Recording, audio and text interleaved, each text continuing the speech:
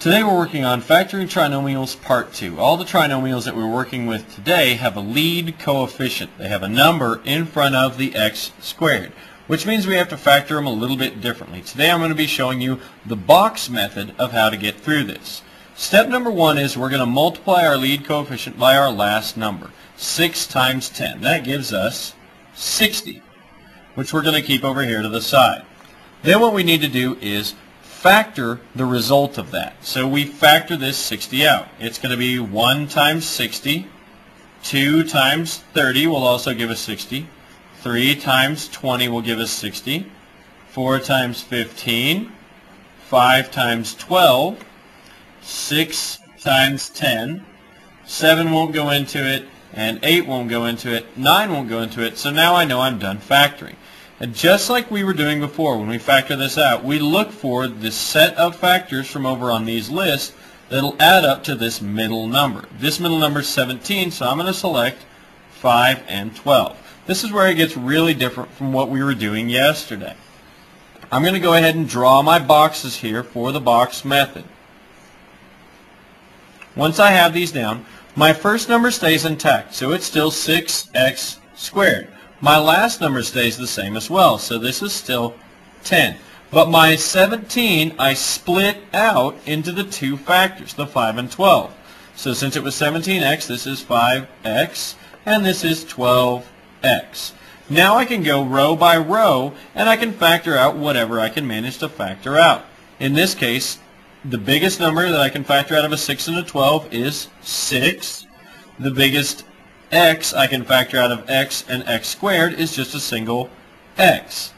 The only thing that will multiply by 6x to give me 6x squared is going to be a single x. The only thing that will multiply by x to give me a 5x is a 5.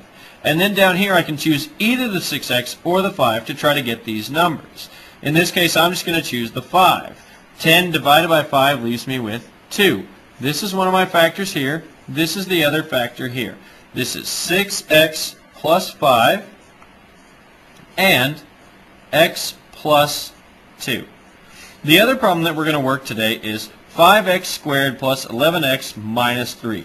The reason I'm going to work this one is this is a special case and it's on your assignment. 5 times a negative 3 gives us a negative 15. Now when you're factoring negatives, things work a little differently. We have a negative 1 and 15. We have a positive 1 and negative 15.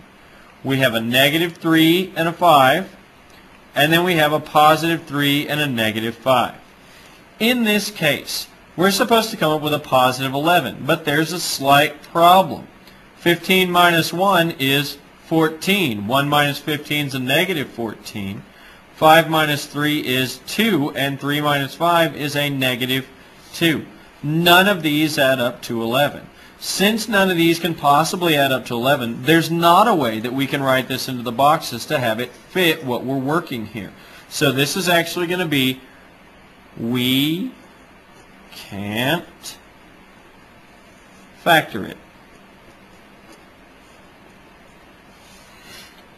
Now, if you're looking at this, don't just put can't factor or no answer on here, because there would be an answer. There would be a place where this would cross the x-axis in a graph more than likely. But what you can't do is just write nothing on there and have your teacher expect to give you full points. So show all this work of factoring and then say there is no exact factor or we can't factor this out.